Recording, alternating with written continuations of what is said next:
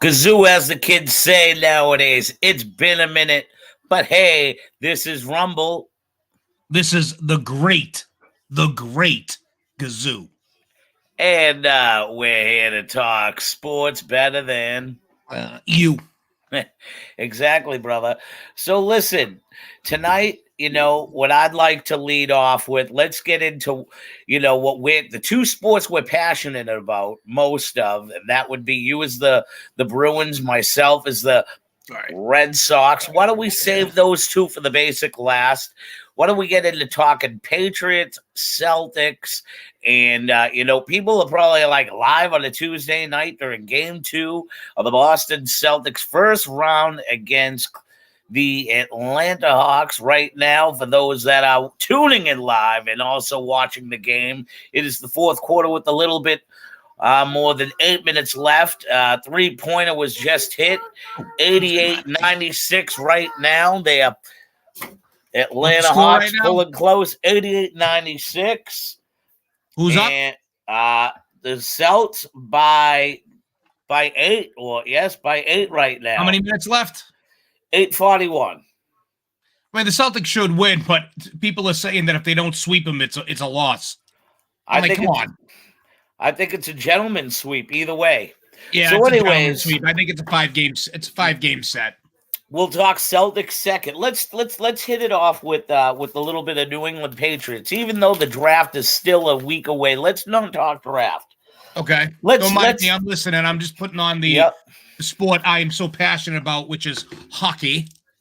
Yeah. And I want to check to see what the score is from the Tampa Bay Devil Rays and the Maple Leafs.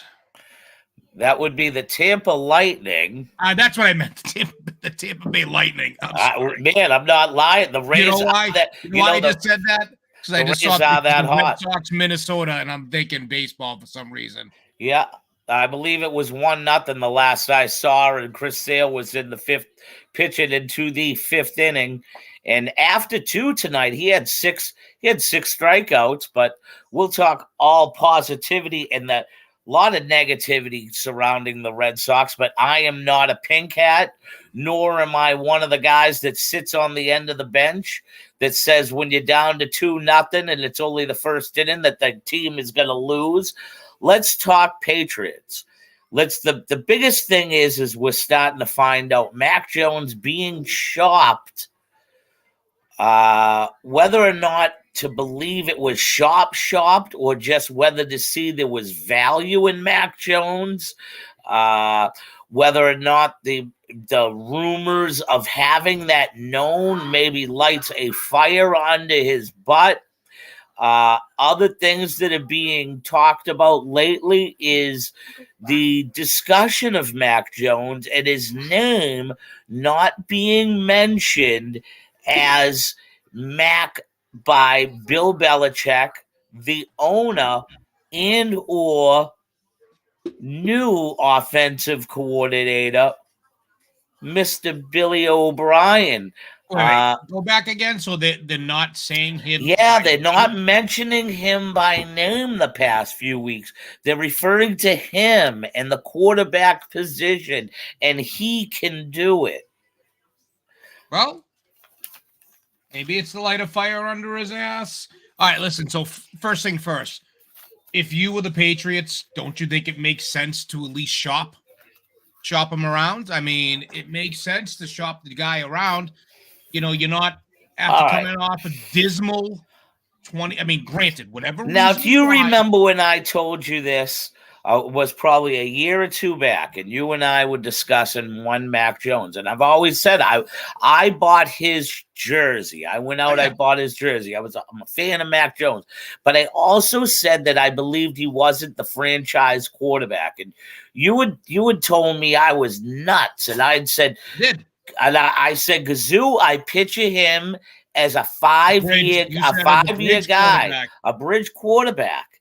And I believe that no matter, and I am one of the ones that said, give Patricia and give Judge a chance because they're, head coaches and they should know certain sides of the ball. Patricia was an offensive guy, yada, yada. I admit to all that. I admit that I was wrong.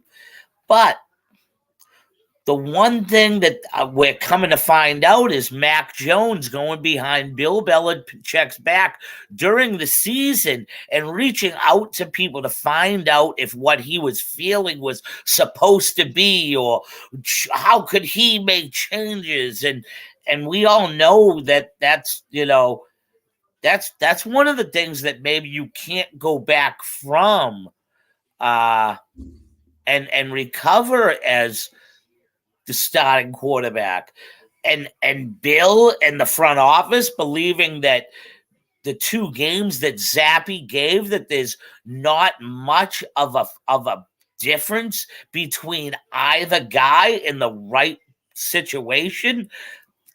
It's very confusing to go from the potential rookie of the year, not even 2 years ago, to now being shopped around and looked at as not even a starting quarterback in the NFL.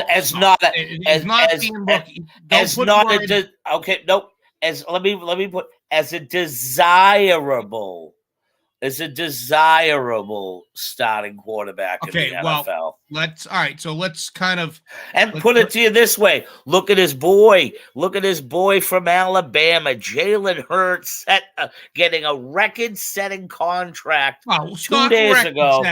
It wasn't record-setting. With the guaranteed money, he's getting It's only 170 something thousand. $51 million a year. It's more than Aaron Rodgers is getting. That's not as much as Deshaun Watson, nor will it be as much as Lamar gets. I looked at the annual today as far as yearly goes.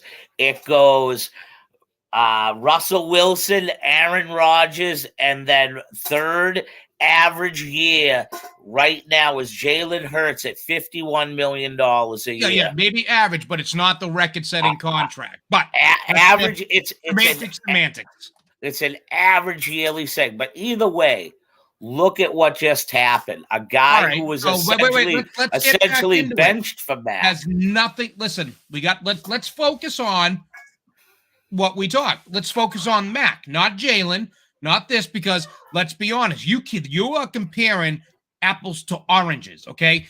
Jalen Hurts is a completely different quarterback. Oh, without a doubt. But what I'm saying is, than Mac Jones. What must Mac be thinking? Especially with last year being derailed from the New England Patriots, that quite possibly could Mac be thinking that this could have been him? Does he think that maybe it is a better situation with him being out of New England? Listen, hey, every quarterback thinks that. Listen, Lamar Jackson, up until a week ago, was demanding a trade out of Baltimore. Now, because Baltimore made a deal and they may make another deal, now he wants to stay. Listen, let's be honest. It's all business. Mac Jones, on the other hand. I know that. I never would say that it's not business. Okay. Mac Jones didn't, regardless of the situation, you have to put it, did Mac Jones do the best with what he had last year? The answer is no. He did not make the best of a shitty situation. He did not make chicken salad having been given chicken shit. He made chicken shit with chicken shit. And let's be honest. He was pulling tantrums. He's a second-year quarterback pulling tantrums like he's Tom fucking Brady on the sideline. Now, is it reboundable? Yes. But if you're Bill Belichick, you're Bill O'Brien, and let's be honest, Bill O'Brien is as much a Bill Belichick type of coach than almost any other assistant coach on the line. At the end of the day, Bill O'Brien, keep it in-house. It's about the program. You put the program before yourself. Too many quarterbacks, much like Aaron Rodgers and some of these other guys, put themselves before the team, and that is why the teams are not successful. Mac Jones is in the probably the most. Oh, go ahead. Just waiting on Rumble to come back. Hold on a second. Give me 2 seconds. That's fine. We'll pause it for 1 minute. I think someone's at my door. Go ahead. I'll keep talking. You go. Who's at the door? Are you knocking? I was hitting my razor. Oh, God. My daughter got everybody up in the... All right, anyways. Stop knocking at the door. So listen. So talk about knocking. So this year, Mac Jones is knocking on the door, no pun intended, of what ultimately could be his most important year of development. Because if he goes the way that I think a lot of people think he's going to go, he is going to wind up the next Andy Dalton. Okay? Serviceable quarterback. But Mac Jones is going to have that reputation that he went to New England, followed Tom Brady's footsteps, even though he really didn't follow Tom Brady's footsteps. He wasn't the first quarterback here after Tom. Absolutely. Okay? And he came to New England, and they're going to say, well, you were given a situation, in your second year. It wasn't the best, but what did you do with it? And they're going to say, well, I did nothing. And for him to take no accountability, which – he should be saying, you know what? It wasn't Patricia. It wasn't Joe Judge. It was me. I didn't adapt to the system they gave me, and I'm going to change this year. That's not what we're hearing. And then you're coming out and you're hearing how he was going behind Belichick's back, and he was out yapping to other coaches, and he was trying to get Matt Patricia fired. And that came out that said that he was complaining and trying to get Patricia fired. That is not what a quarterback should be. That's just not what you do. Absolutely. Let's be honest. You don't do that. So does it look good for him? No, it don't. Can it look good for him? Yes. What he needs to do is accept his quote unquote penance, eat his humble pie, shut the fuck up and play some of the best football because he has a coach right now, an offensive coordinator who can probably do the most with him beyond what Josh McDaniels may have been able to do with him. Bill O'Brien is a pocket passer type of offensive coordinator. That is what he has. They've gone out and they said, all right, we'll get you Juju Smith-Schuster. Do I still think there's another move on the horizon? Oh, yes. Absolutely. I think there is a trade to be had. I do not think it's DeAndre Hopkins. No. My wish, but it won't happen, would be T. Higgins. But also, Baltimore already came out and said, get your own T. Higgins. Add a little crumble into this Mac Jones talk for mac and cheese. His number one best buddy is no longer with the Patriots. Damian Harris. Yep. He went to Buffalo. That's all good, though. So, all right, so here's the one little tidbit I want to tell you, that this is the trade that people should look for. So it was Diggs that got traded from Minnesota. I already know about it. I've been down this road. I've read it. Justin Jefferson is not coming to New England. Listen to me. It's just if you want to talk T. Higgins, you can mention a guy like Justin Jefferson also, because they're both pipe dreams, both beautiful pipe dreams, both beautiful guys that I would love to have into the offense. So if you want to be dreaming about T. Higgins, why not dream about Justin Jefferson? Oh, because again, I don't think Justin Jefferson would survive in New England, not as athletically. I just knowing how Bill Belichick is, I don't know if he'd survive. I think Higgins would, because Higgins is built more like a Megatron, and it just seems like he's already taken a backseat to Jamar Chase. Yeah, but they've already mentioned it. They've already mentioned in Cincinnati that they'll treat him like a number one. You know, and You can only treat him like a number one for so far until he goes, pay me. Yeah, and I think they'll pay him because I think Cincinnati likes. You're not going to be able to pay Joe Burrow, Jamar Chase, and T. Higgins and be able to build a team. You can't do that. You know the NFL. Yeah. You can't. And you need a running back, which Joe Mixon will be gone in probably another year or two. Yeah. And running backs are a 5 to 6 year thing right now in the NFL. Yeah, especially, I mean, look at it now. Dalvin Cook may be getting released from the Vikings. Yeah. So what's that tell Look at it this way. What's his name there? Prescott is done. You know what I mean? Like you can get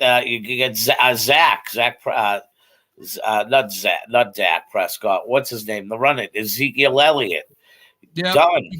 Yep. You know what I mean? Yep. So I think when it comes to Mac Jones, listen, if you're the New England Patriots, you have to shop him. Yep. He's at his high. So he took a hit to value, but he's probably at his highest value as going into his third year, as he will, because here's the thing. If he has a phenomenal year, then you sign him. But if he has a shit year, his value goes down. So why wouldn't the Patriots at least shop him to see what they could get? Let me ask you a question. I mean, in all seriousness, right? What if, and would you do it? So what if Denver came calling and said, hey, listen, we made a mistake with Russell Wilson. We don't want him. We made it. He doesn't fit our program. Make us a deal. We'll eat a portion of the contract. You give us Mac in the first. This is hypothetically speaking. You give us Mac Jones in your first. We give you Russ. No. But you're telling me Belichick wouldn't at least listen to something like that? You know what? After finding out a lot of the inside details about how Russell Wilson treats his teammates, is that part of? Nobody said that about him in Seattle, though. They said it in Denver, right?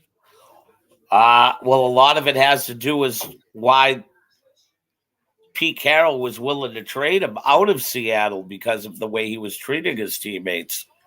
Well, I'm just saying, hypothetically speaking. Let's say Russell. So let's say not Russell Wilson. What if that same deal came from? If you tell me Russell Wilson's going to look like he did in Seattle, I would highly. I'll give you one. Ready? If you're eating money, what if it was a sign and trade? You ready? You give us Mac, your first, and your third. We give you Lamar. Would you do it? Oh yeah. Okay. So why would Belichick? I'm sure is looking for ways to see what maybe he can get. Doesn't mean he's gonna pull the trigger on a deal. I mean, I think he's smart enough to realize he has a young, valued rookie, not rookie, but a young, valued quarterback that probably could be a good starter or is going to be the next Andy Dalton. It's that gambling. You take a gamble, really, if you think about it.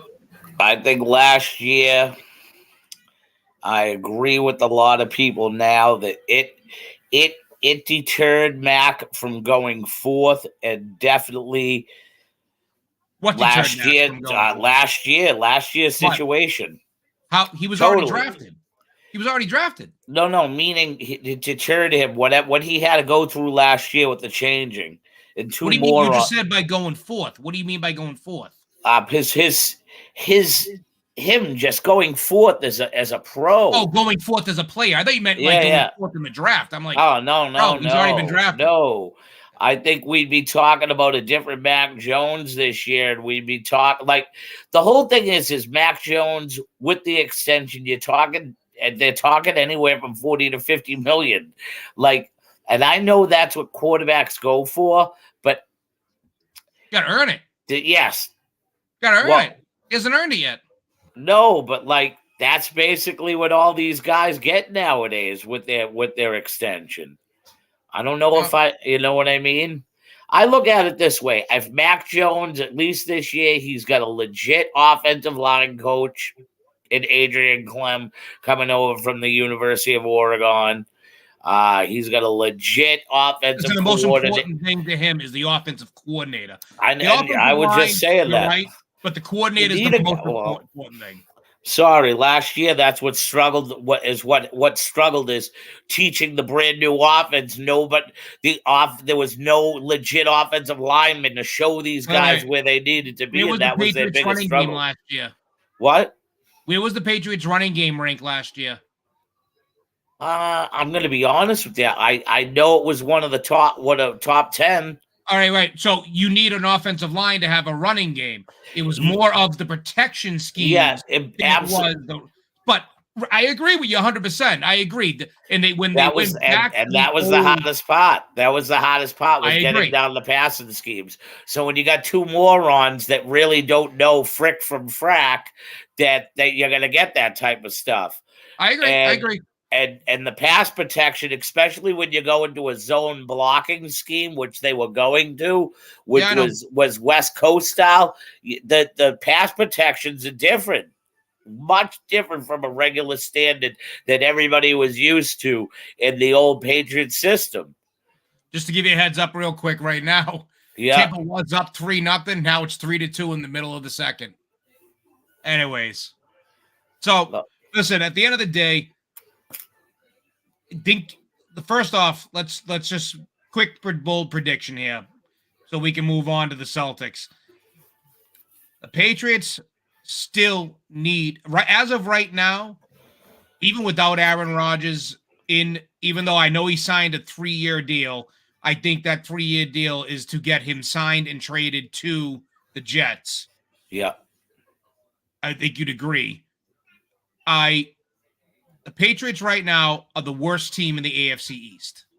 They are the 4th-ranked team in the AFC East, even without Aaron Rodgers with the Jets. Now, if the Patriots make some moves, have a good draft, they could be the number 2 team. That's how much I think they can move up and down. I don't think Miami is as good as people say they are. I still am not sold on Miami. The Jets, even with Aaron Rodgers, can falter.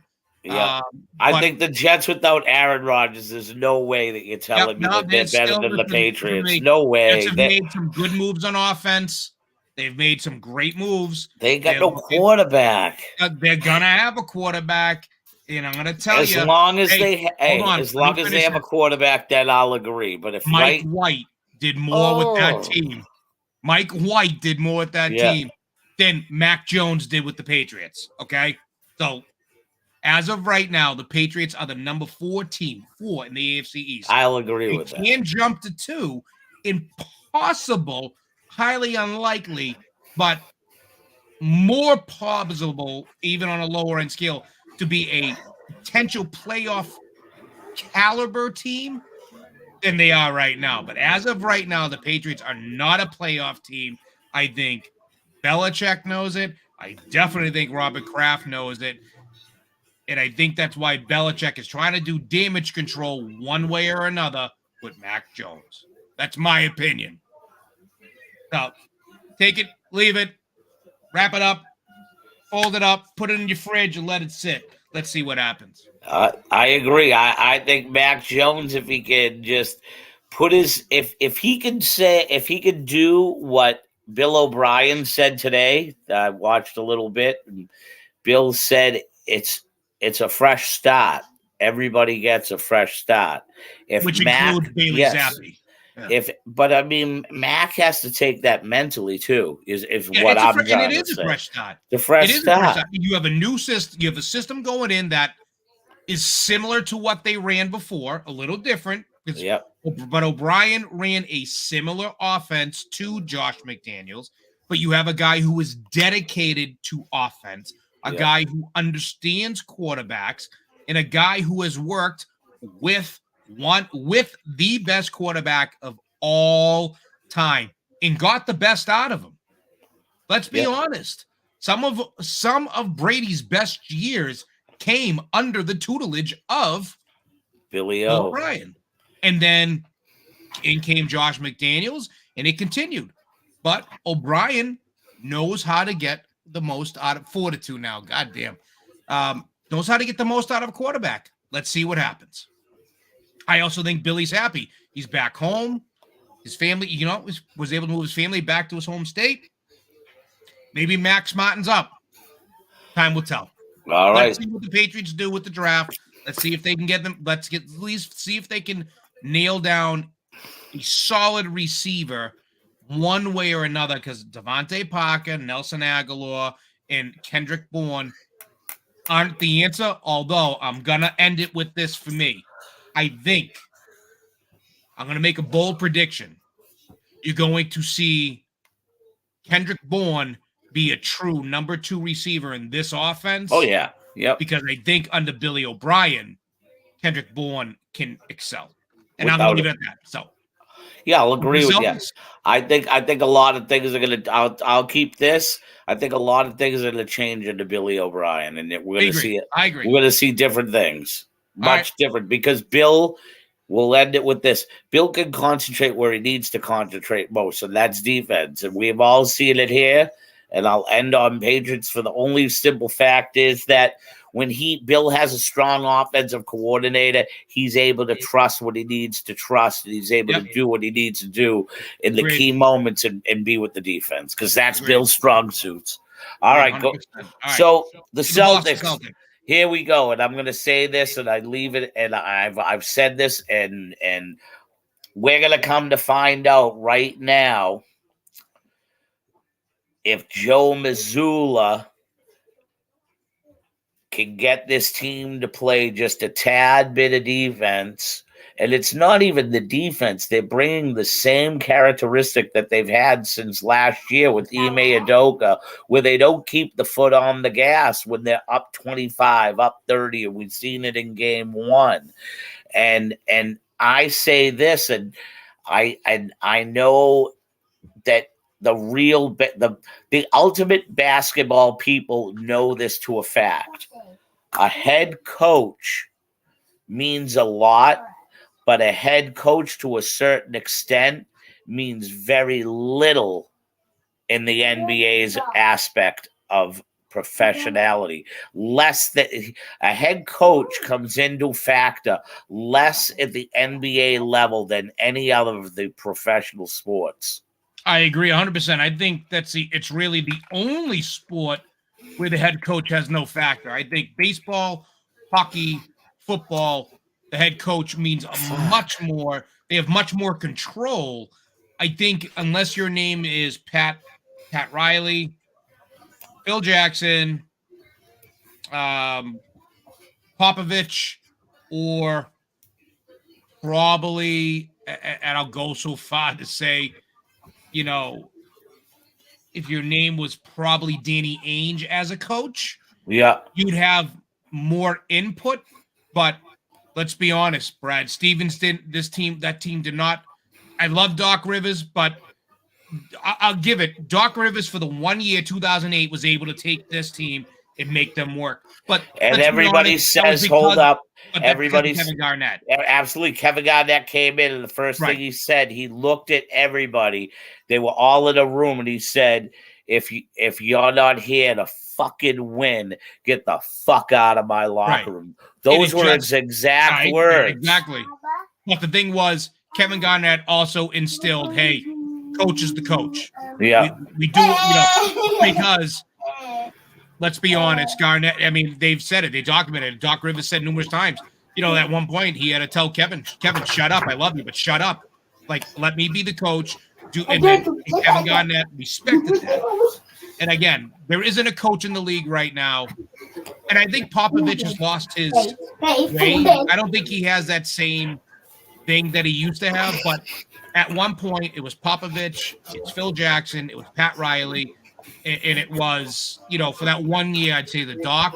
But if it was Danny Ainge, they're the only guys that would mean their voice would matter. You are 100% right. In basketball, the head coach does not matter. The one coach in the NBA that still has that allure is a guy named Eric Spoelstra in Miami. He does. Like, no, he's a guru. That's why I'm. Hear me out. When we'll discuss this, and I'm gonna put it to you. This is the forefront of the NBA, leading with the Celtics. This is one of the hugest reasons why I love the fact that the Celtics were able to avoid Miami. Because what happens is now, if you look at if Miami is able to take down Milwaukee, that number one seed realistically means nothing to the Celtics, so to speak. Yep. And it all goes back to home court being in the Celtics hands. Can I give you a little? But you know what the sad part is? Hold on to that thought. Yep. The bad part is guess who the Celtics would get if they move on from Atlanta? Who? You would get the 8th seed, and the 8th seed is guess who? No, they don't get the 8th seed. Yes, the highest gets the lowest. If whatchamacallit beats. If Miami beats Milwaukee. No, then they get Miami. Right, then they get Miami. Yes. If the Celtics win, yes, the Celtics get the lowest seed. Yes. Yes. But I also think, and I'm going to give you, tell me if you agree with this. Hold your thought. Do you think the Celtics wanted to win, seeing the way the East was panning out for the playoffs? Do you think the Celtics really wanted to play Miami in the first round? Or do you think they were very content playing Atlanta in the second? How's this? Okay. I believe instead of load management, the Celtics, the last 30 games of the year, looked at the schedule and they knew what games they needed to turn it on and turn it off, which was statement games. If you look at their last 30 games, they lost against weak opponents that you would be like, how did they lose? But they stayed tough against the tough people. And the biggest part of that is when 3 weeks ago is when they killed Milwaukee in Milwaukee, knowing that Milwaukee basically had the 1 seed in hand and the Celtics had the 2 seed. Right. And I say this to people, it's because they said basically to Milwaukee, we have your number. It don't matter if you got Giannis, Middleton. In a 7-game series, we'll beat you, and we'll beat you on your home court. And I think that the Celtics, to a certain extent, no. I don't think anybody in the NBA Eastern Conference wanted to draw the Miami Heat and play off Jimmy Butler, along with Eric Spoelstra, who I said is still like a hugely respected coach. Like when there's a whistle, Eric Spoelstra got a bag of tricks, man. And Miami Heat. Listen, I agree everything you're saying right now. Pelly, that's a dangerous, that's a dangerous team, as Stephen A. Smith would say. And what's that series at right now? What is that series at? I do believe that it's look it up right now. Hold on. I believe it's 1-0 right now. They're on top. It might be 2. I don't know if game 2 happened yet. Yeah, the Heat beat the Bucks. Yep. Celtics beat the Hawks. The Celtics did win the game. So Celtics are up 2-0 now. Yep. And then the Sixers are up by 2 on the Brooklyn Nets, which was to be expected. And then obviously the Knicks are playing the Cavaliers. That's the team I don't want to see, is the Cavaliers. They have had our number all year. Yep, they have. Good young team. I'm going to be honest with you, though, bro. I don't think the Celtics have what it takes to win it all. I don't. I don't think they're coached well enough. I don't think they're – put it this way. I don't think Missoula has enough clout to pull that team in, to put his foot down, as we're talking about coaches, and to lead, to say, I'm the leader, listen to me. This is what we're going to do. I think at the end of the day, I think Jason Tatum and Jaylen Brown, and I think it's more Jaylen Brown. I think Jason Tatum wants to be the quote-unquote star, and Jaylen Brown still thinks he should be the star and has that chip on his shoulder, and I think it's becoming an issue. I've seen enough this year to see this team unable to play defense when they needed to play defense, not make the right decisions or the right calls when they needed to make the right calls. and I just don't know they can get out of the East. All right, I'm going to put it to you this way. I think the Celtics come out of the East, but I can't give a prediction on what they'll do in the NBA champion. Well, yeah, I will. I'll tell you this: if the Celtics play the way they played the first 40 games of the season, there's no team that can beat the Boston Celtics. Okay. Nope. There is no. If the Celtics play the way they played the first 40 games, there's no team, and there's plenty of NBA experts that have said if the Celtics play the way they played the first 40 games, no team in the NBA will beat the Boston Celtics. If the Celtics play the way they did the last 40 games of the year, they're not going to make it. I will certainly go your route. But right now, seeing how they went up 30, and this is the thing about what I like, and I was able to, because I watched a good Celtics broadcasting show that's a podcast. And they put light on on what was everybody thought, oh, they blew a 30-point lead. But the Celtics never really let it get under 9 points. Every time they felt the lead was every time 30, they man. but that's understandable. But at this point, like 30, you don't want to. I can understand, like, you should have kept it 20. But to a certain extent, they never let it get below 9. They always would get it up again, 13 to 15. And so to that, I do understand. They never let it get down to 2 and bite your fingers. It never got below 9, and they always built it back up and used it. It was a safe way of the Celtics podcast thing that's on NBC New England, that it's like they were managing their minutes during the game, but then again got the guys in there to the right point where they didn't let it get below where it was, oh my God, we're up Schitt's Creek without a paddle. Right.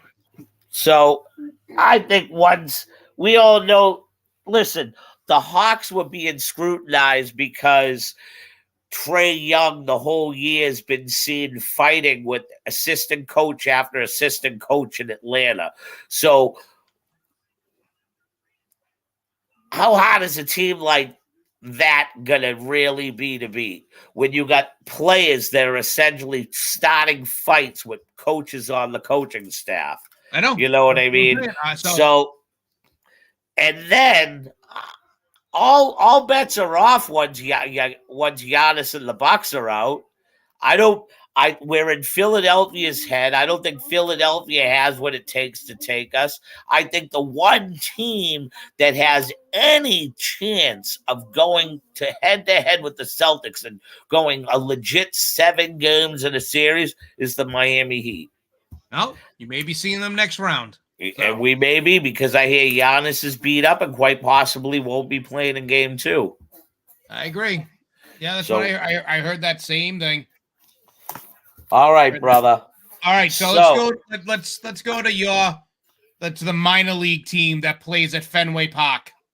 Like, I'm gonna be answer me this one question. Team. How does a guy, when I first met you, who loved the game of baseball, right?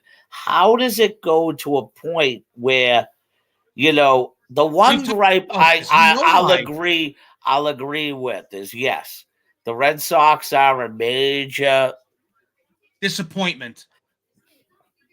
They're a disappointment.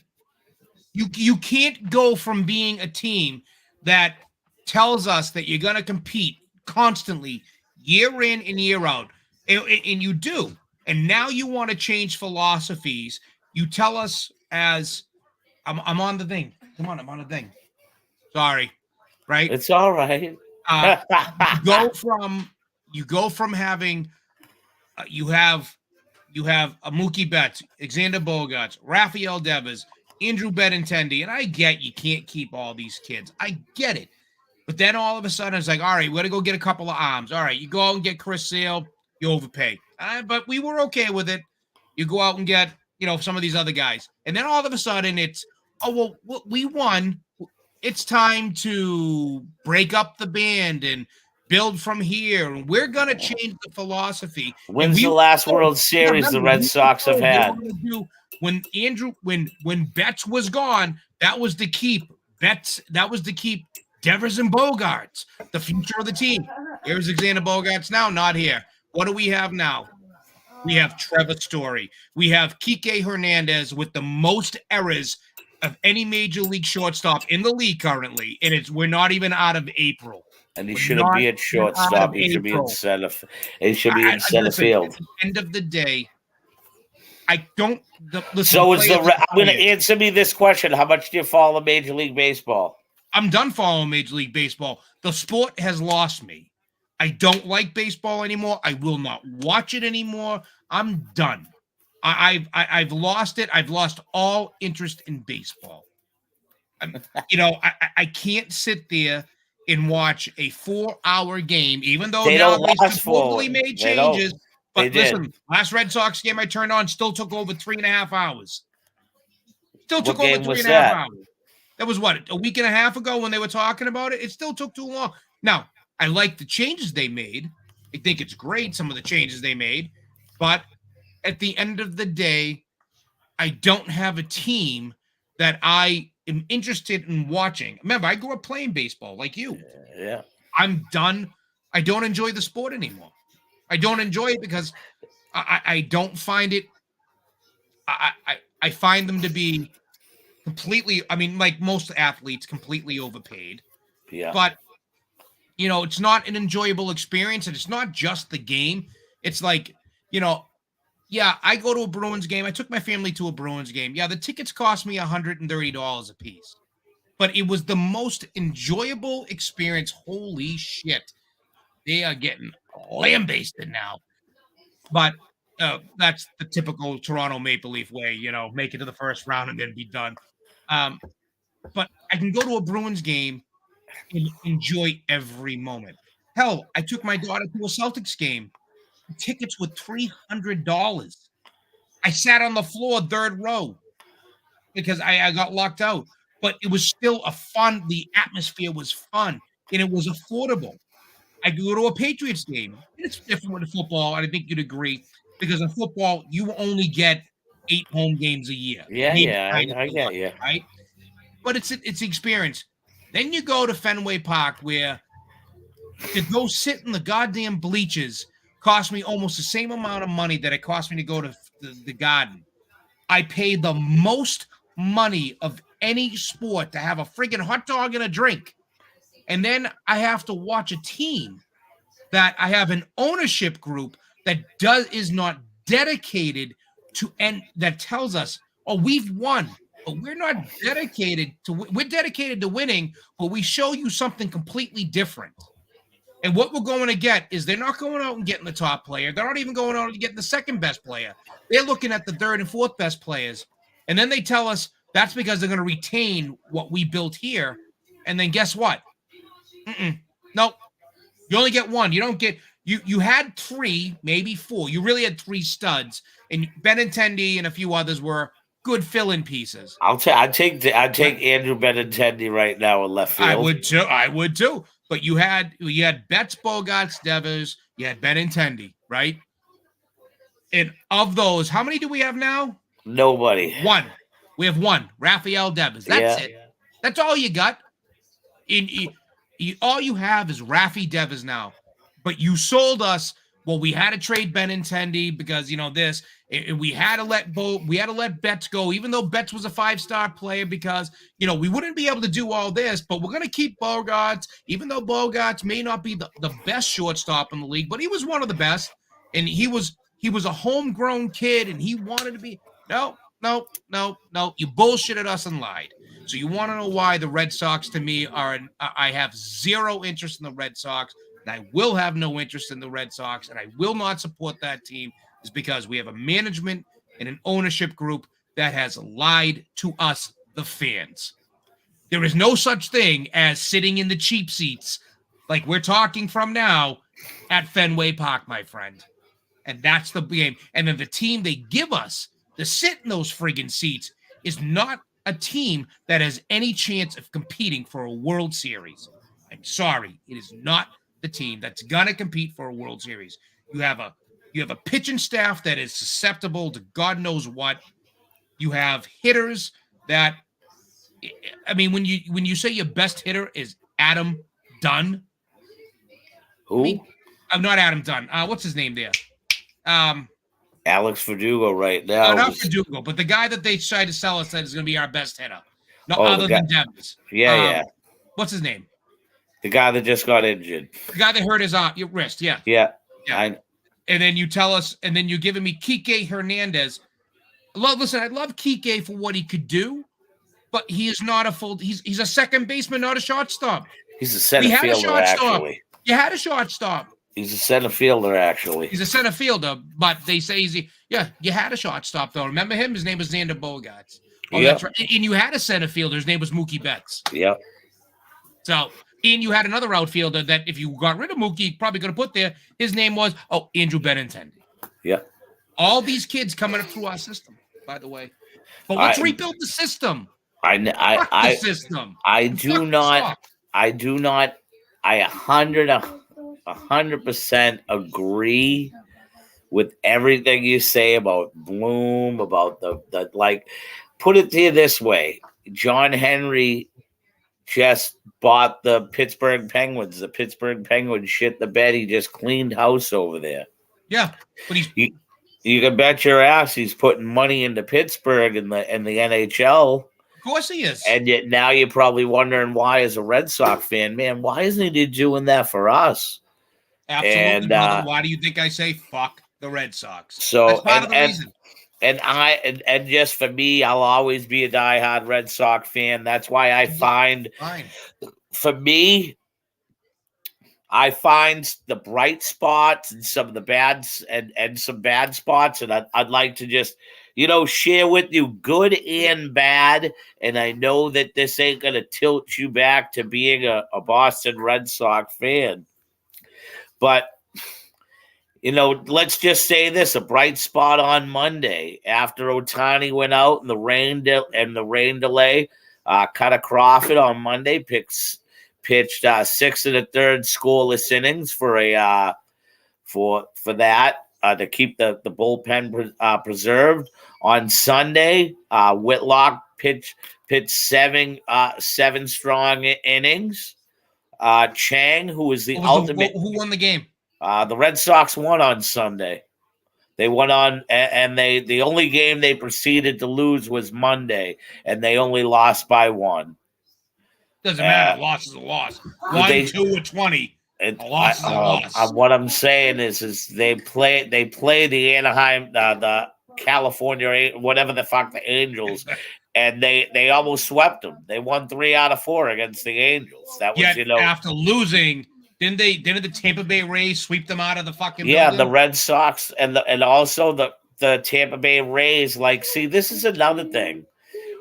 Baseball is 162 some odd games. The first 20 games don't measure. The Red Sox right now, even if they were to lose tonight, which right now they've just tied the game at 2-2. Do you remember? I agree. At 2-2. Yes. Wait. Last year. Same exact time, my friend. 7 wins, 10 losses. This show. I told you then. 7 wins, 10 losses. You said the early part of the season doesn't matter. No, it doesn't. I told you it absolutely does, especially when it's your own division. And here's a bright spot. Here's a bright spot. See, I have a whole list. Red Sox. Do me a favor. I don't care about it. Shorten it No, I don't have to. You're gonna listen. Okay, you're gonna listen. I agreed with you on things, but what I'm saying is there are bright spots to the first 17, now 18 games this year. I'm not going to disagree that the roster is depleted. But I am going to say this, that sometimes teams play in spite of what people fucking perceive them to be. And I believe that maybe this year's Red Sox, if they can encounter their inner Major League, the movie, and win in spite of what the front office wants to do for them. It doesn't. I understand that, but there are athletes on that field that take it prideful to put on the Boston Red Sox uniform. I think Alex Cora takes pride in it. Absolutely. But it's not going to happen, and they do, my friend. I'm not saying that they would fucking, but I do believe they're better than the 78 and 84 team that they were this year. Not much better. I believe if anything, they're going to finish 500. If they finish a game or two over. No, I'm not nuts. No, I'm not nuts. Oh, it is.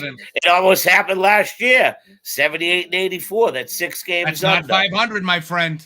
6 games under. 6 games that could have gone their way. What place did they finish in last year? What place they finish in? Last in the AL East, the hottest division. I don't want to hear it. I don't want. That's an excuse. They finished last. They finished last. Yes, it is. It's an excuse. Here, I'll give you some more. I'll give you some more bad news that goes right into it. Like bad news, Brown? No, I'm going to give you some more bad news. No, this is stuff that's on your side. This is stuff that follows to the fact that how bad the Sox have been. As of last Thursday, leading back to the 2021 trade deadline, the Red Sox are 20-65 against the Rays, Jays, and Yanks, even though they had victories in the 2021 playoffs versus the Yankees and Rays.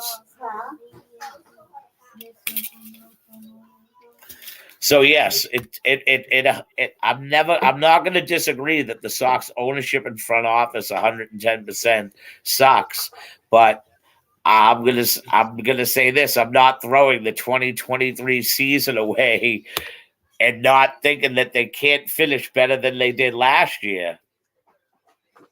Because last year's not a high mark to finish better than. Because I honestly believe I believe they have a team that's 6 games better than what they did last year.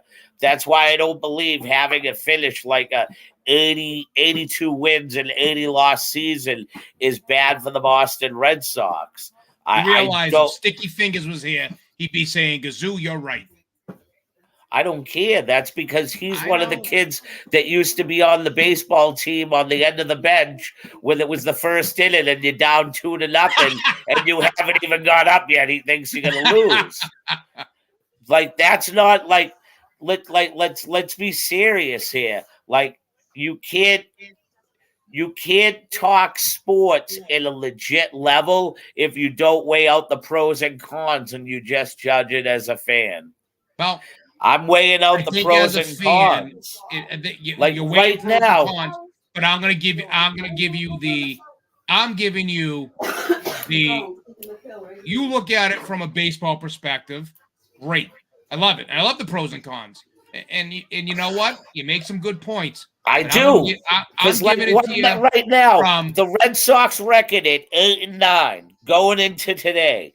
The teams that lead in the AL Central and AL West are only 10-6, and the teams under them in second place are 9-7 and 8-9. So the Red Sox being where they are, in all reality, shows you that they do play in a tough division. The Baltimore Orioles, 1 game above them, 9-7. The Blue Jays, 10-7. Yeah, the Blue Jays always start. Listen, hold up. You and I both know the Blue Jays will be done. 10-6. The Tampa Bay Rays are 14-3. They are hot. And the Red Sox, yes, they lost against a really horrible franchise in Pittsburgh. But Pittsburgh, I look at them I look at them like You're the making Baltimore excuses. Orioles. No, you lose. on. It happens. It Come on. happens. Do I Terrible. think they should have won those? Of course we do. Of course right. we do. All right. Do you have anything else? look, I'm finishing here. I'm finishing. Devers has 7 home runs, which I believe is either first or second in the AL. Verdugo is the team's average leader at 328.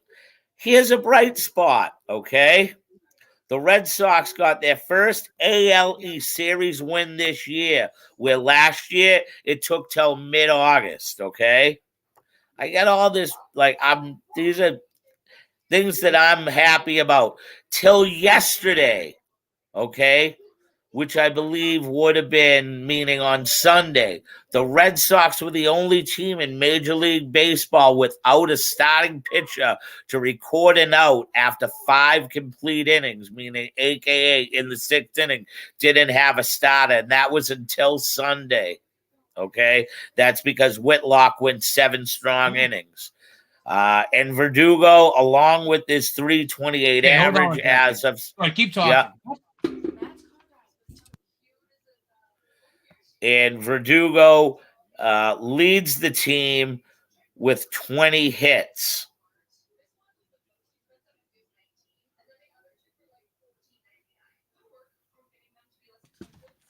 Sorry about that. Also, the last thing is Chang, who got opted on Sunday, was 0 for 28. I'm nuts. Sorry. But on Sunday, he hit a 2-run home run, and he hit the go-ahead RBI in the 8th and completed his day with 4 RBIs. All right. So with that being said, the Red Sox have some bright spots. And I believe that if the ball bounces the right way, they're pessimistic, great Gazoo. Realistic. I think no. Realistic. I don't. I think the Blue Jays. I think the Blue Jays are like the weather. I live in the now. I don't live in the future. Well, that's great. But I'm going to be an optimist, and I'm hoping that as long as the Red Sox don't have a July like they had last year, where they were theoretically to a certain extent in the wild card race, I believe we're looking at least a team where if you're able to watch and believe they're in the right spots. Do I believe they're a cheap team? Do I believe that it's a team that where is all this money being spent? Hell yeah. But I'm not going to give up to the fact that it's only the first 18 games into the season, and I believe that there are some bright spots for this team. You ready for this one? Yeah. I'm gonna shit in your Cheerios, and then we can end it. Red Sox, American League East, 8-9, last place. Let me continue. Runs scored, 91. Runs against, 89. 5-5 in their last 10. Okay? 5-5 in their last 10 games. And I said, what have I been saying? That I don't believe that they're going to be finished. They're going to finish either 2 under or they're going to finish 2 over. I don't believe that they're that. That's not, to me, that's not winning. That's not competing. That's taking trying to take people's money and not putting the right product on the field. I want a team. Listen, we live in New England. We just talked about the Patriots, who have competed for 20 years, and we're shitting on them. Unfortunately, I understand that. I'm not saying, hear me out. I'm not saying that this is a team that has players that should finish above any more than the expectations I'm giving them. I'm giving you expectations for what is theoretically on the field and what makes it watchable to a fan like myself. I just want to be interested on what's going on. So you don't want to see the Red Sox win another World Series? Yes, I do, but they're not winning it with this type of stuff. So, but you're trying to support this kind of stuff versus saying no. I'm trying to get through it so people like a Chris Sale, that if he looks like he did tonight for halfway through the season up to the trade deadline, you can get a guy like him off your books. That'll never. Unfortunately, no team's gonna take him. You might, so let's look good tonight. He did decent. Right. That's why I'm praying for him. This is Chris Sale we're talking about here. Give it another buddy, month and be on the DL. I'm not saying for us. I'm not saying for us. No. I'm saying to just have that guru faith that you can pull him through, and some team that's biting for a spot says, well, would you, Chris Sale, want to come to a team that where one guy out of the bullpen away? Because I believe that a guy Sale. Let's just get on to that's a totally different conversation talking about what ifs. Let's get off the Red Sox. Let's get on to the team that really the sky's the limit. And that is the only team that, to me, I mean, not that the Celtics don't matter, but the one team this that to you, the Bruins Boston right now. The Bruins to you, okay? All right, but I'm done with the Sox. No. No. You can't just fucking homer it. Only team that matters to me. The fucking John Henry learned on how to be fucking cheap from Jeremy Jacobs in the 80s. Listen, let's no. Move Jeremy on. Jacobs' philosophy wasn't just to put mediocrity on the ice. Are not the hot commodity in Boston. Shut up. Let me finish. No, you can fucking make the NHL playoffs be in the shits back in the day, and all it mattered was getting the three. Sport. I will not argue that NHL playoffs is the best, but Jeremy Jacobs wrote the frickin' book on how to manipulate just getting into the playoffs and fucking standardizing mediocrity at its fucking best. My friend. So didn't the Red Sox. Remember, growing up, the only team that truly gave a shit were the Boston Celtics. Yes. They were the only ones that gave a shit. Absolutely. The Red Sox didn't. The Red Sox didn't hide it. The Red Sox weren't ever going to spend money. The Yankees were cheap as shit. All right, can we get it right? Can we get into the Bruins and let's talk? I know you love the Bruins. I used to love the Bruins. I want to talk in the 80s. I want to talk the Bruins today. Yep, that's what we're here to talk about today. And let's talk it. Yes, today, and I'm very happy to be a Boston sports fan, and I hope the best for the Bruins. And I did follow more, and like I said at the beginning of these seasons, I followed it much more than I did in other past years. So yes, I do. Quickly, I mean, as a fan, history tells me you have to be concerned because of two things: the President's Trophy curse. And absolutely the history of the Bruins in the playoffs notoriously have been known to go so far and then choke. I think, but I am also a person that believes that sometimes, history is just that, history. Time to make new history. This team has and I think one of the episodes we did before the season started, I remember saying to you, I says, I think the Bruins will be there. I said, I think the Bruins will make the playoffs. I said, I think what they needed to do was get through the first couple of months and keep their head above water and tread. And I think we both kind of said that to a certain extent. And I think we both agreed. And I think, again, as a fan, I never pictured the season being like this.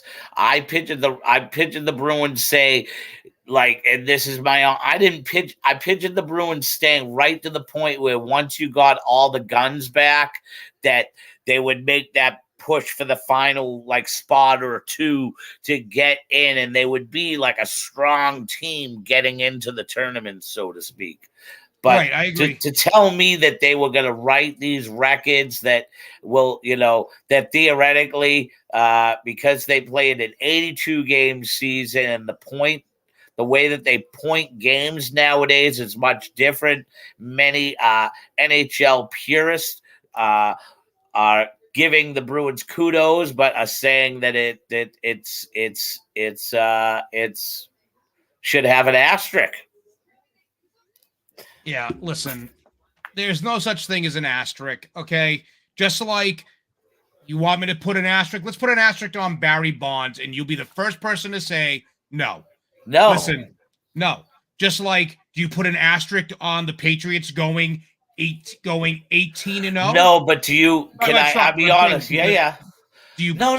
They had an undefeated regular season. They technically had more. They had more undefeated wins than the Dolphins. Yeah. Patriots win 18-1 that year. Do you look? But if you stand back and not being a Bruins fan, do you look at our record being different because it's 82 games and the way that the point system was back when the Canadians did it was different? Do you look at? I'm not saying do you think of it being any less, but do you think that there is a difference? Nope, there is no difference because the Bruins did it in 81 games. No, they did it in 80 games. They did it in 81 games. No, they tied it. They tied the record in 80 games. They were 63 wins at 80 games. The Bruins finished with 65 wins, my friend. 80 and 64 was the record. No, the record was 62. They tied it at 62. Well, they broke it at 63. Okay. I was at. I know because I was at the game. The one thing that was the big topic on Zolak and Beetle that they took them 81 games to break the total record. Then it was the wins. The points record took them 81 games. The points record means nothing. Okay. That's what I meant. To me, it means more about wins because you can change that. And you're right.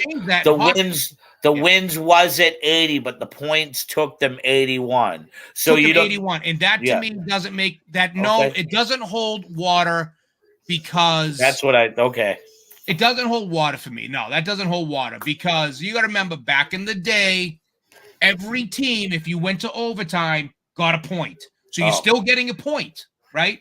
Still getting a point when you go to overtime. You and it just one team gets the extra point. If you look at how many wins the Bruins had, no, they did it in 80 games. I'm sorry. No, the points don't mean as much as the wins record. Points mean nothing because honestly, the NHL could change how they do points. You could go to soccer where you get 3 points for a win, 1 for a loss, or one, 2 for a tie, 1 for. To me, all no. Right. I'm going to hit you with a few questions now because the Bruins are your thing. Do you, if Allmark was to go down, are you confident that Swayman could come in and do the job?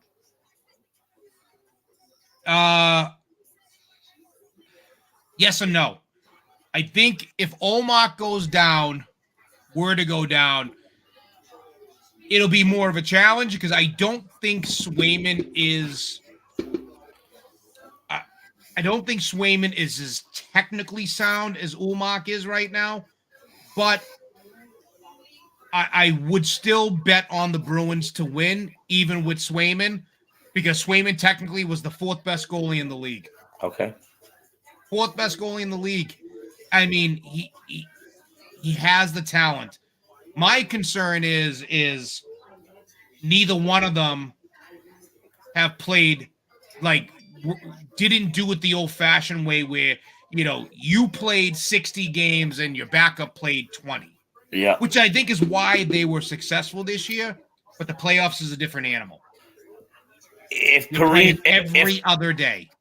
If Patrice Bergeron's injury is to go on longer than expected. Do I think that affects the Bruins? No. Yes. No, because they got too much depth. I think that when you look at Pavel Zacha and you look at Patrice Bergeron, they're identical players. The only place that I think you get actually more offense out of Zacha, but you get more defensive-minded player out of Bergeron. You get penalty killing out of Bergeron. You don't get out of Zacha. And you don't get as many face-off wins as you get from Bergeron as you would from Zacha, but I think that if Bergeron was to go down, it would not it wouldn't stop me from saying that the Bruins are still the best team to win it. Now, Bergeron and say another player, then I'm starting to get concerned. Do I think the problem is not really a problem for us? The good thing for us is the Bruins are so deep this year as they ever been in the past that the guys that are sitting on the bench are starters on another team or are part of the top. Like Grizzlick sitting on the bench for us on another team is probably in their top 6. Yeah. You know what I mean? Greer is a great fourth line guy. And the benefit is if you have to take, say, Greer or Lauko and plug them in the lineup, you just take Foligno and put Foligno on the third line. And the benefit there is then you can take Taylor Hall and put him on the second line. And then take Pastor and put him on the first line. Yeah. Like, they can move the stuff around. Their depth on wings is great. Not so much as good as center, but you got Charlie Coyle, you got Tomas Nosek, and David Krejci, who can take, like, if you had to move it around without a Bergeron to take defensive zone faceoffs, I would trust any one of those guys in the defensive zone to take a faceoff. All right, Charlie Coyle and Nosek before Krejci, mind you, too. Last thing.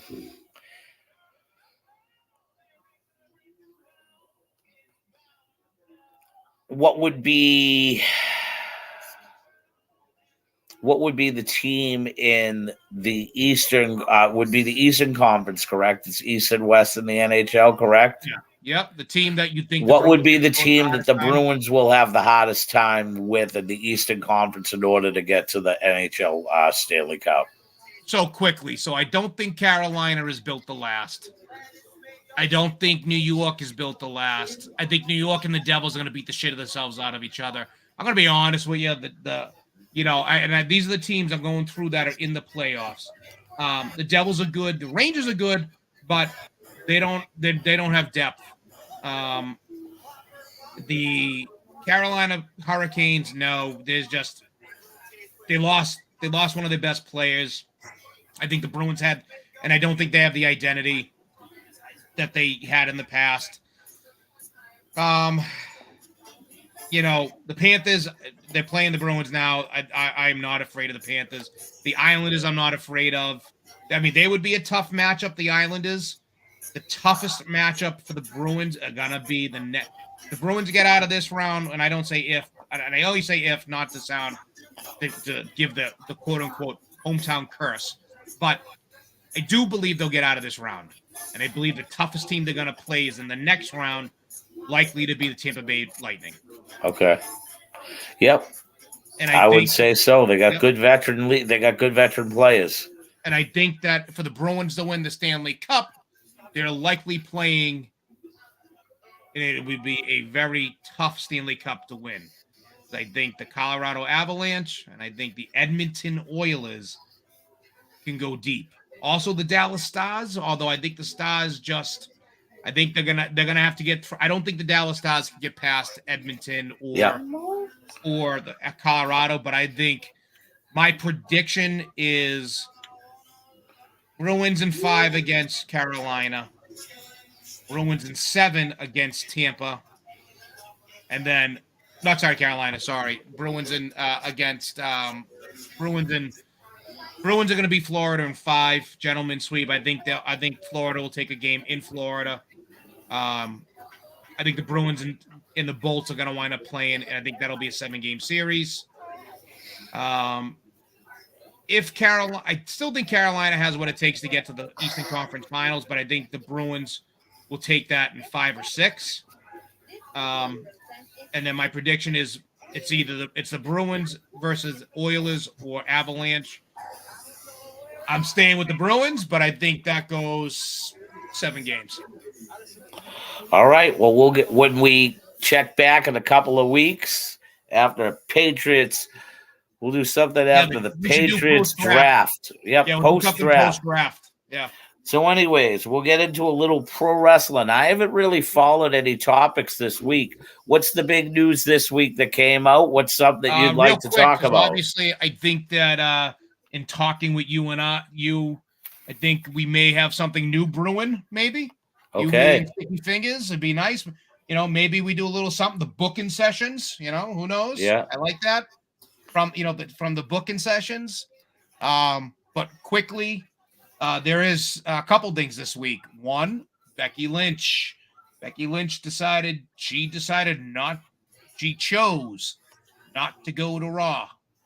People are saying, and then she went on social media and changed her handles.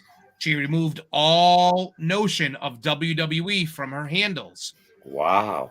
Is it a gimmick? Possible. Because Trish Stratus obviously called her out. She is nursing a few minor injuries.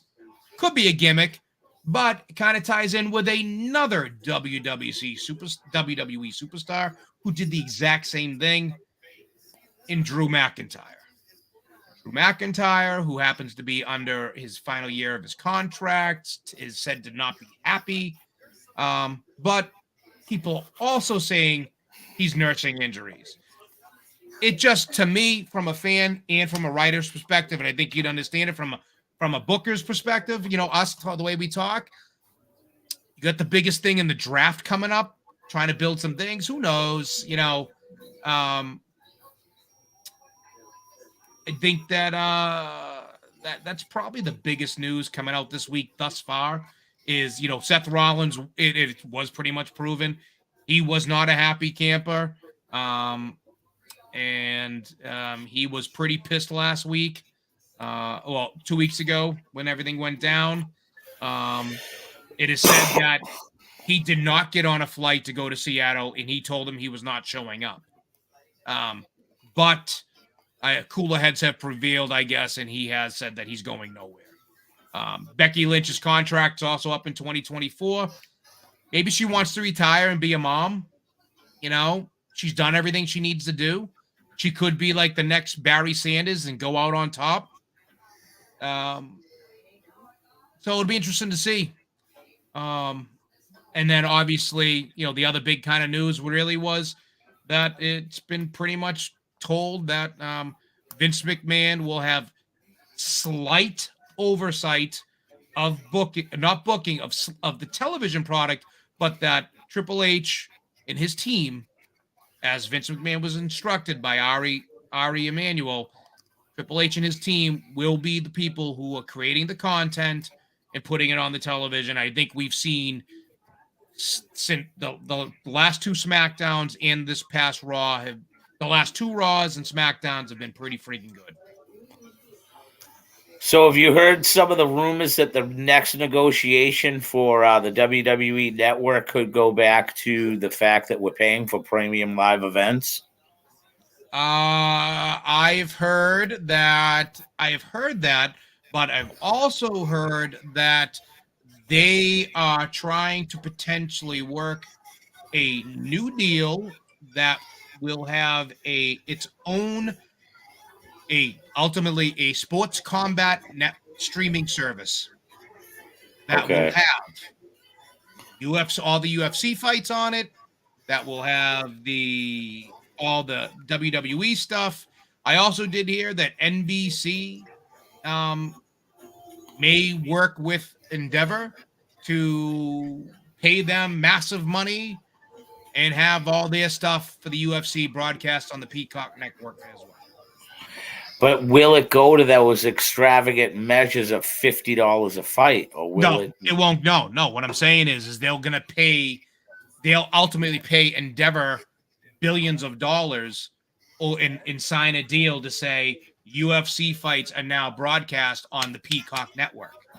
That would be beautiful. And UFC programming and all these different things. They'll build how they have the WWE channel. They'll now make the UFC channel. Well, right now, you would have to find out how long number one UFC's in bed with ESPN and ESPN Plus, because they're in bed. UFC's in bed with ESPN right now. That's the official network of ESPN, at least ESPN. Right. And the only thing you could look at, though, and I agree, is they could ESPN say is let's owned by separate. Disney. Well, two things can right. Disney owns that. They own Fox. SmackDown's on Fox. Is it possible that they create a Fox Plus network and it goes on to that, and it's a service like the Peacock network that you'd pay for unless you have cable? Possible.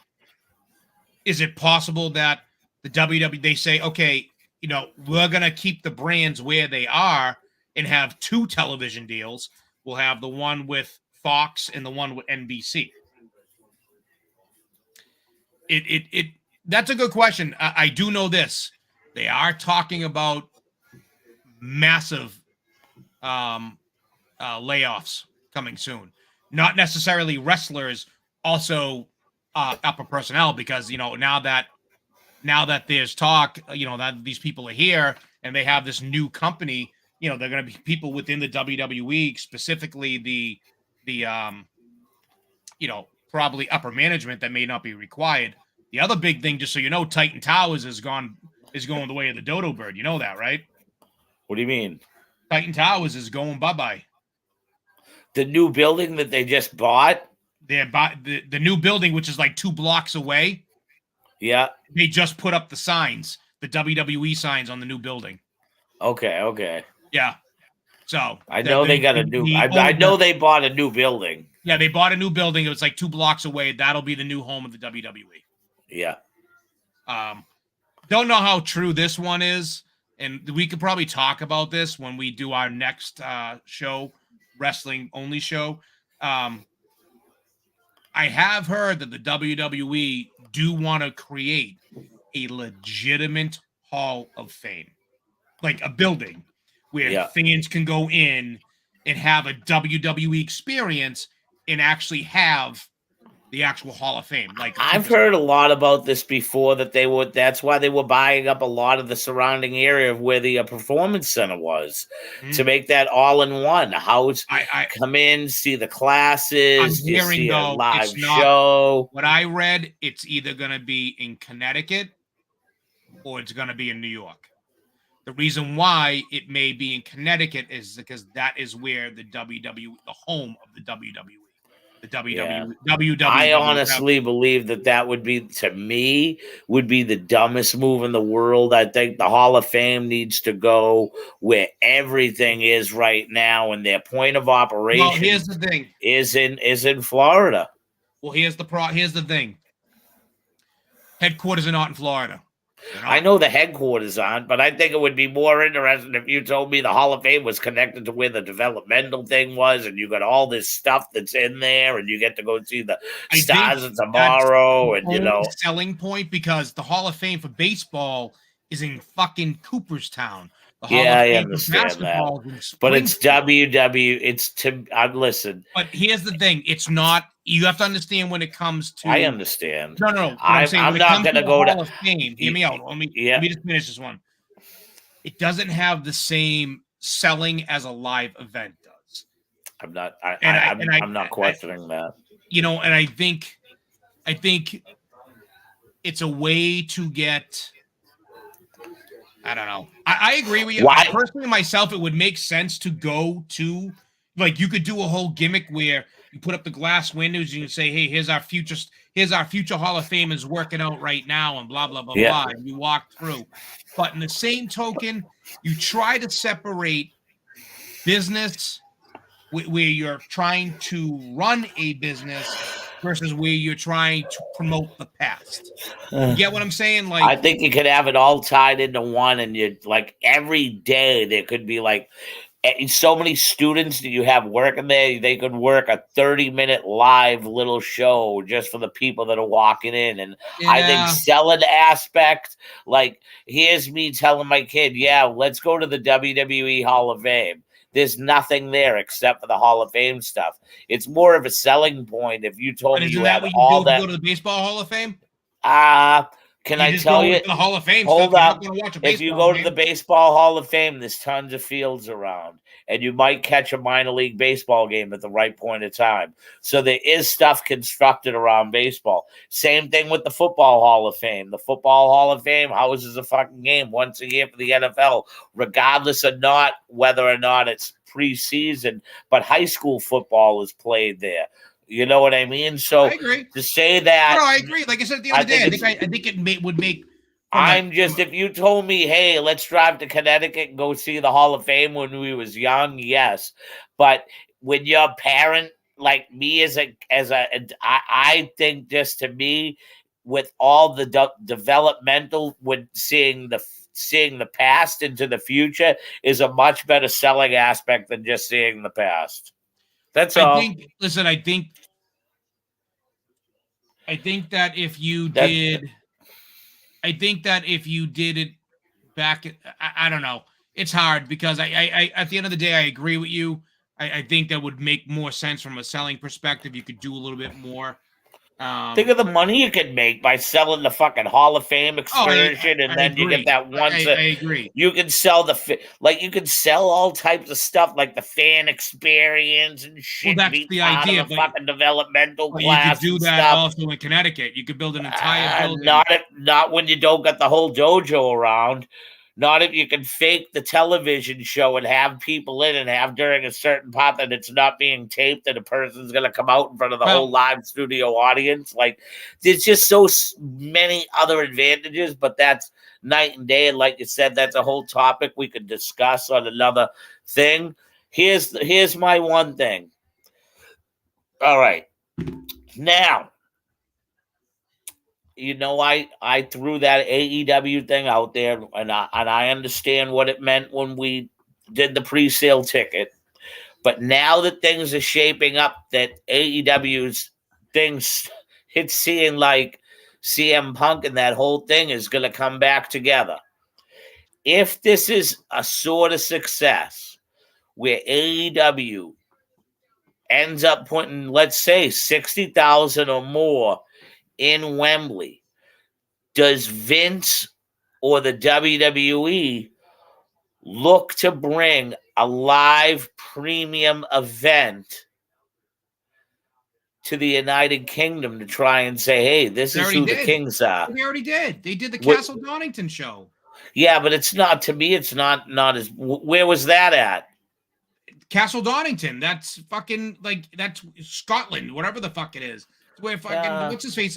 They already done it there. They've already done Wembley years ago. It's not a big thing for the WWE, bro. You got to remember, the WWE is worldwide. No, I get that, and they do Saudi but Arabia. I'm just saying they haven't. To me, they haven't had like a premium live in Wembley in a long time. Do you think it would be like that being how the WWE is, that type of company? Could you see them trying to say, hey, this is how it's done in a venue like that? No, because I think if they do that, then you're just trying to chase tail with AEW. And I think if they do that, they realize we're dropping ourselves down to AEW's level. We're above AEW.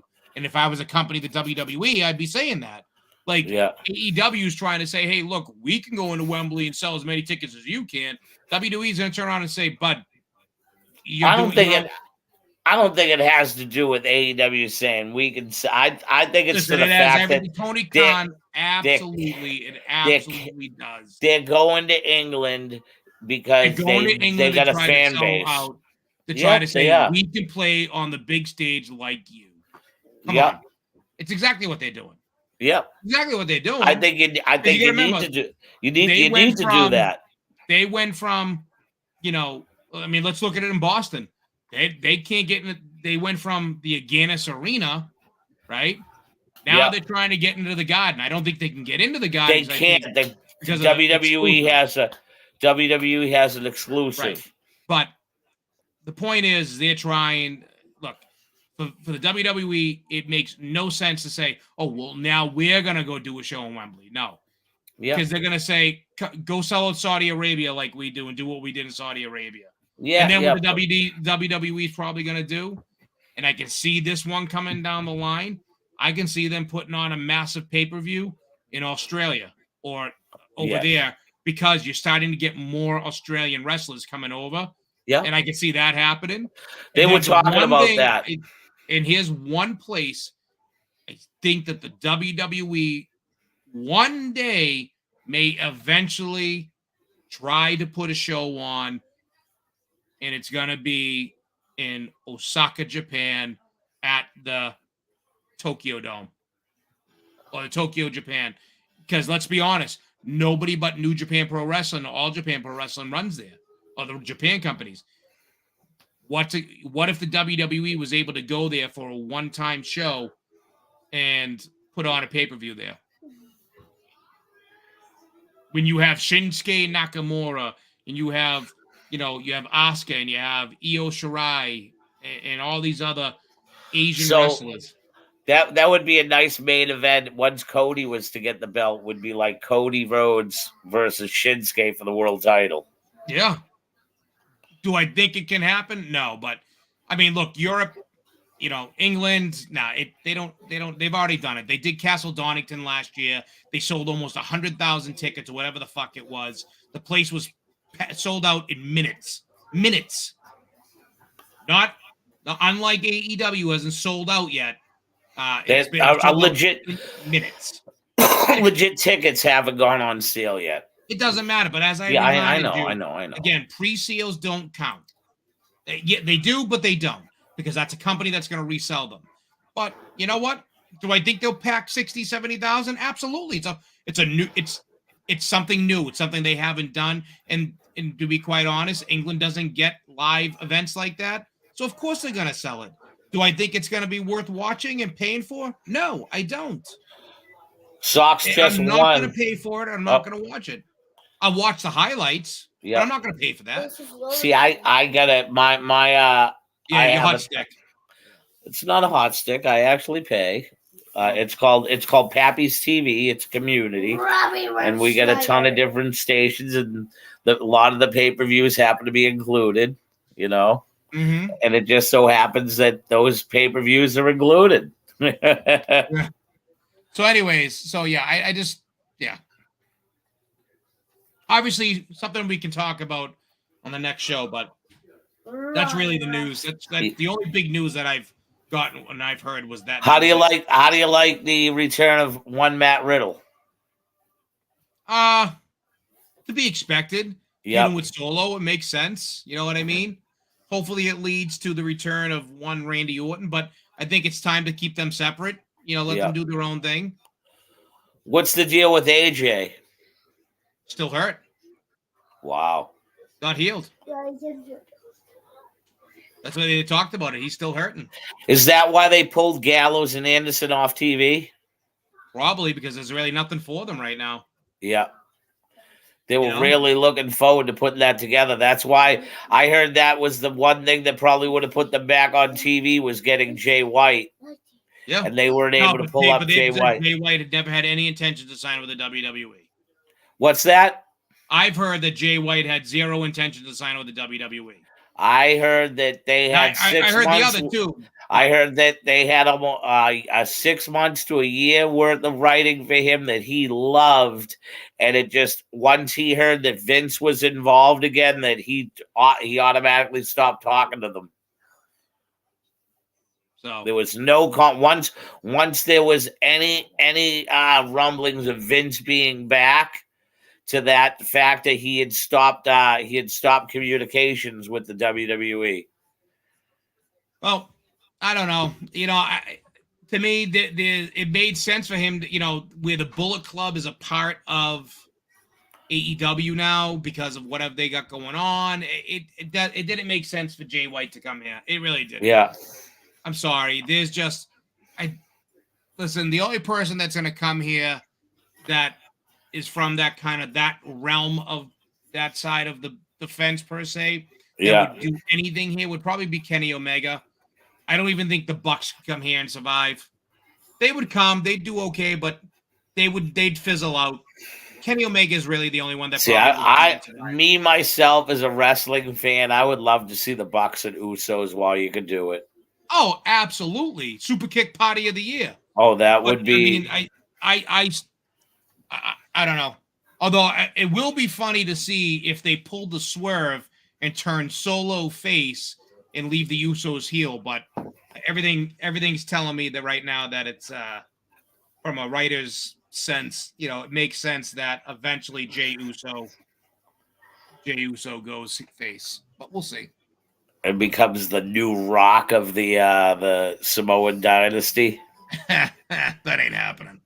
Well, Not the Rock of the Samoan dynasty, but he maybe make a name in for himself. essence is what I mean. Like the face, a baby face.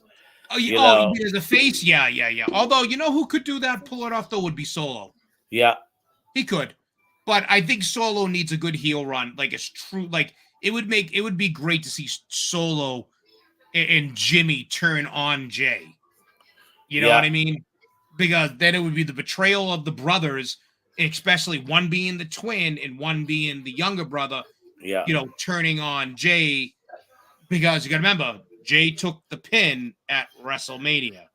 Jay's likely to take the pin at the 6-man, as well as take the pin when they lose on the rematch. What are some of the keys to the upcoming draft that you've heard? Nothing right now. I haven't heard shit. I do know that it starts on SmackDown Friday, then continues on Raw. Why are they even doing a draft again? Because it's required by the brands, my friend. It's required by the networks. So the Boston Red Sox are now 9-9. Don't care. And they've had a 5-4 walk-off victory. All right, real quick. Have you been watching any of the WWE stuff on A&E? Yes, I got to tune in. Did you watch? So I'm going to tell you, you got to watch the Dusty one. The Dusty one was excellent. Yeah, and Sheiky Baby. Oh, is that this week's? That was this week's. That was I'll watch that right after this when we get off. That was really good, man. I'm just so glad that the Red Sox are 500 right now, like I said they would be. All right. You know what? Tell the fans. We'll be back in a couple. I'm going to tell the fans. We'll be back in a couple of weeks. Going to give it a couple of weeks, probably post-draft. Going to point out right now, real quick, Tampa Bay, big win over. Big win, 7-3. It's really interesting to see if Toronto can make a comeback. But the Red Sox will be 2 games over 500. All right, listen. Couple of weeks, we'll come back. Red Sox will still suck in a couple of weeks when we come back. All right. In the meantime, keep an eye out for the next show that we talk about. Hopefully, maybe we do one after the pay-per-view. A couple weeks for for our next wrestling show that we'll do with Mr. Sticky Fingers himself, James Forbes. All I can say is I'm the Gazoo. And I'm Rumble. And we talk sports better than you. So we'll see you the next time, next place, probably within the next 2 weeks. 2 to 3. So, yeah we'll catch you then, everyone.